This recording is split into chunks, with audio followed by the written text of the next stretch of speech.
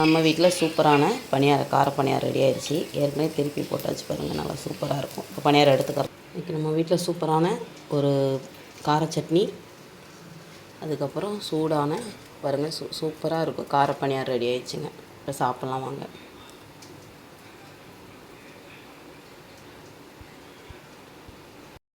ரெண்டாவது பணியாரம் ஊற்றியாச்சு பாருங்கள், சூப்பராக வரும். இங்கே பாருங்கள்,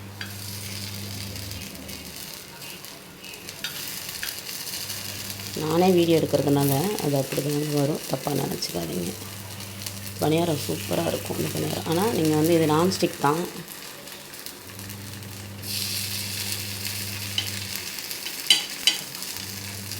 பணியாரம் வெந்தவொன்னே காட்டுறேன், எனக்கு அது வேகணும்.